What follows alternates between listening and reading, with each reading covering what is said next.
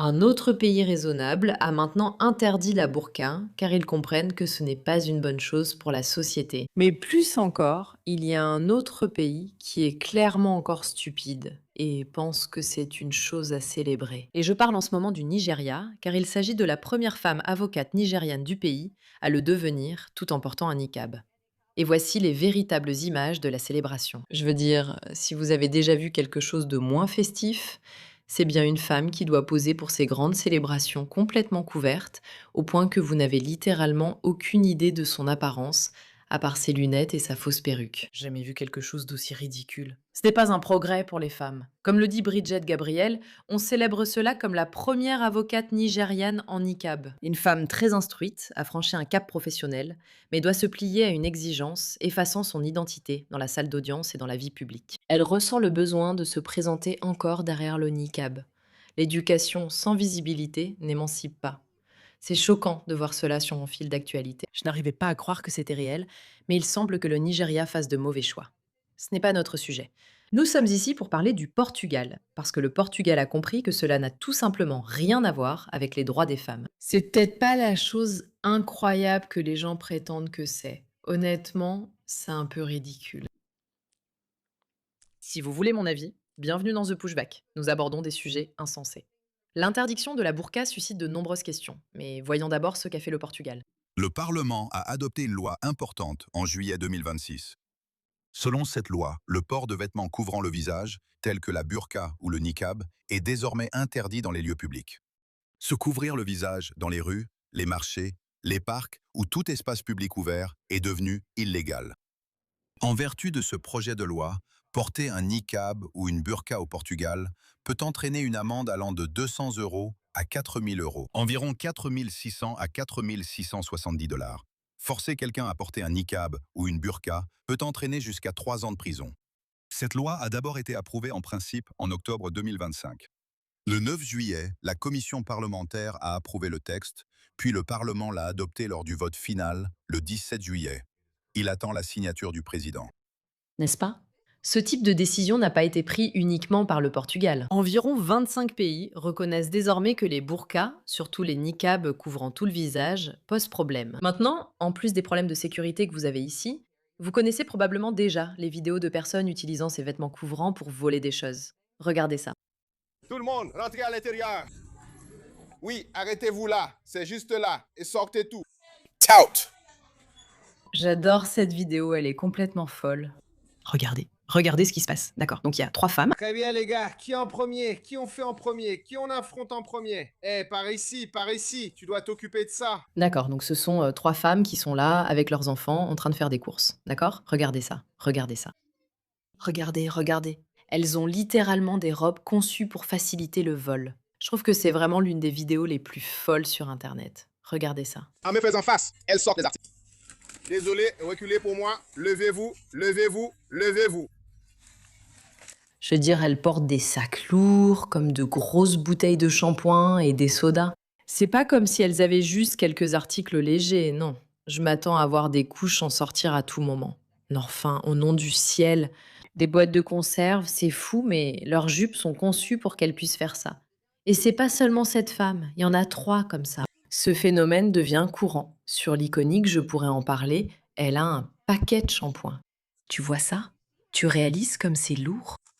Mon Dieu, tu vois ce gros morceau de viande qu'elle a volé? Encore des bouteilles, en plus du fait que c'est déjà impressionnant que quelqu'un se promène dans une robe conçue pour permettre de voler ça. Il y en a 3. Il y en a 3. Regarde ça. Regarde ça. Right there.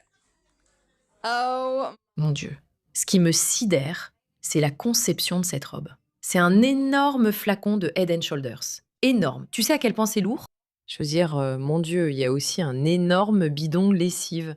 Je trouve ça absolument choquant à chaque fois que je regarde ça. Évidemment, le fait qu'elle porte de longues jupes et qu'elle puisse voler.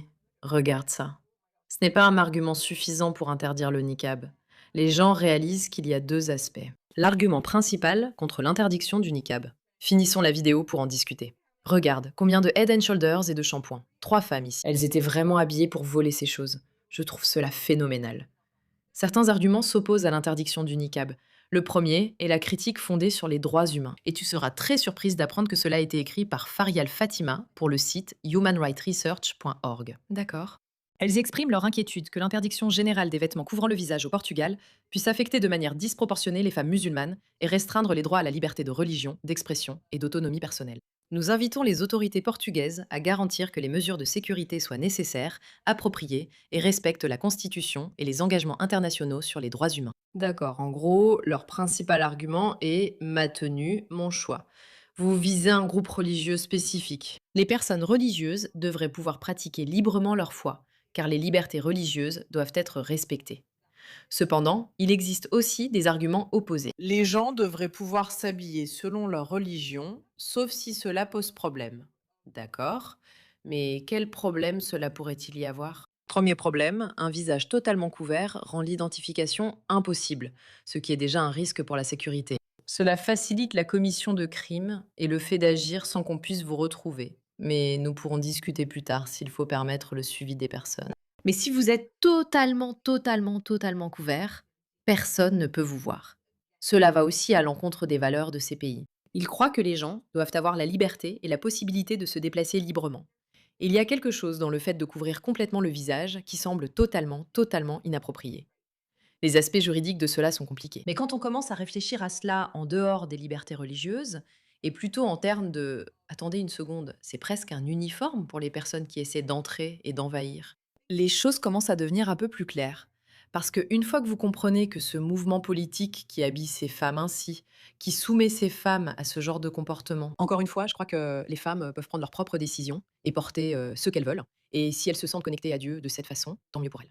C'est quelque chose qui n'est pas en accord avec les valeurs chrétiennes.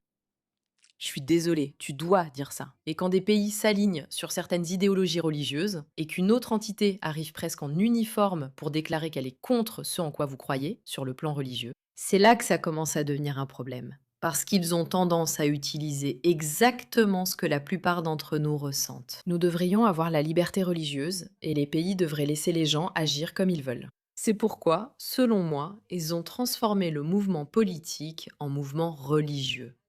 Parce qu'on ne peut pas s'y opposer. En réalisant que ces personnes arrivent et imposent leur mode de vie, affichant voilà ce que nous faisons, comment nous nous habillons, même si c'est inacceptable socialement, peu importe, car ils invoquent leurs droits religieux et exigent l'acceptation. De plus en plus de pays réalisent qu'ils ne sont pas à l'aise avec cela. Ce sujet me met toujours très mal à l'aise. Je veux comprendre les aspects juridiques du oui et du non, ainsi que l'adoption de ces lois. Mais le fait que cela te mette mal à l'aise que les libertés religieuses soient retirées, c'est exactement ce que ces personnes veulent. C'est ce qu'ils essaient de faire. Ils arrivent et rendent les gens et leur environnement moins sûrs. Tu ne sais pas avec qui tu te trouves. Ça pourrait être quelqu'un qui est armé. Ils sont couverts, tu ne peux rien voir. Cela va à l'encontre de l'idée même d'une société libre d'avoir des femmes entièrement couvertes, oubliant ainsi la liberté et les droits des femmes. C'est là que ça devient très inconfortable et compliqué. Mais de plus en plus de pays, je veux dire, je pense qu'on parle maintenant d'environ 25 pays au moins, 24 pays, ont adopté des interdictions totales ou partielles de la dissimulation du visage, comme les burkas et les niqabs, dans l'espace public, y compris la France, l'Autriche et la Suisse. La France a interdit les voiles intégraux dans les lieux publics en 2010. L'Autriche l'a fait en 2017 et la Suisse a interdit les voiles intégraux à la suite d'un référendum public. Ce qui signifie que les gens ont dit qu'ils étaient incroyablement mal à l'aise avec cela. La Belgique a interdit les voiles intégraux dans les lieux publics. Ce sont aussi des pays qui continuent de céder à la mouvance islamiste. Et pourtant, dans une certaine mesure, ils comprennent que cela ne fonctionne plus vraiment très bien. Ça ne marche tout simplement pas. Il y a un problème avec ça. On sait qu'il y a un problème en entendant ce genre d'histoire. Je ne sais pas si vous en avez entendu parler, celle-ci était vraiment folle. Cette femme a remporté, en Angleterre, ce prix britannique pour, je ne sais pas, célébrer l'émancipation des femmes. Et voici à quoi elle ressemble. Les gens ne devraient pas croire que nous sommes opprimés ou forcés de porter quoi que ce soit, car ce n'est pas le cas. Qu'en est-il des communautés où les femmes sont obligées de se cacher? Il existe des communautés comme cela en Grande-Bretagne. Je ne pense pas, mais je peux me tromper. Je ne pense pas que quelqu'un y soit forcé. Encore une fois, il s'agit d'éducation. Peut-être qu'elles n'ont pas la connaissance ou l'éducation nécessaire. C'est pourquoi je suis favorable au dialogue. C'est pour ça que je voulais te parler, parce que c'est pas juste que tu sois totalement submergé de critiques en ligne et que personne t'ait contacté pour discuter avec toi. Tu montres qu'elles peuvent tout faire tout en respectant, je suppose, leurs convictions religieuses. Je disais tout à l'heure, Samara, à Philippe Kinsley, voilà le truc. Je reste partagé, car je pense vraiment que les femmes ont le droit de s'habiller comme elles veulent. Es-tu une libertarienne? Oui. Je suis un peu du genre à dire « fais ce que tu veux de ta vie » ou « habille-toi comme tu veux », dans la limite du raisonnable, tant que ça ne nuit pas aux autres. C'est ma vision des choses pour tout, la liberté de l'individu. Donc la liberté pour chacun de porter ce qu'il veut, tu vois, c'est important pour moi. Mais je pense qu'on doit se demander pourquoi ces femmes disent qu'elles font ce choix de porter ce vêtement. Bien sûr, elles peuvent faire ce choix, mais pourquoi? Est-ce par peur des femmes ou des hommes qui les obligent à le porter? Je dis que ce n'est peut-être pas toujours le cas, mais quand elle dit qu'elle n'en a jamais entendu parler, c'est n'importe quoi. Nous avions Khadija Khan, la journaliste née au Pakistan, j'adore celle-là, qui disait, vous savez, qu'elle et ses sœurs étaient vraiment durement malmenées par leur père parce qu'elles ne voulaient pas porter la burqa. Et il a fallu que leur mère intervienne fermement. J'aime l'attitude de la mère de Khadija qui a dit « Je n'ai pas eu ces filles pour qu'elles soient des esclaves ». Peut-être qu'un jour, nous ferons une analyse complète des arguments pour et contre, mais c'est le débat actuel. Et suffisamment de pays, des pays qui sont pro-islamistes à bien des égards, je veux dire, on parle de la France et de la Belgique. Ces pays ont en quelque sorte soutenu des prises de contrôle islamistes, en gros. Ils reconnaissent quand même qu'il y a ici quelque chose d'incroyablement problématique. Et c'est exactement le genre de choses pour laquelle nous allons devoir continuer à nous battre, encore et encore. Il faut que les gens voient qu'un comportement inacceptable se cache derrière ce discours sur la liberté religieuse, utilisé pour infiltrer et contrôler nos sociétés. Plus de pays le reconnaîtront, mieux ce sera. Merci de votre attention.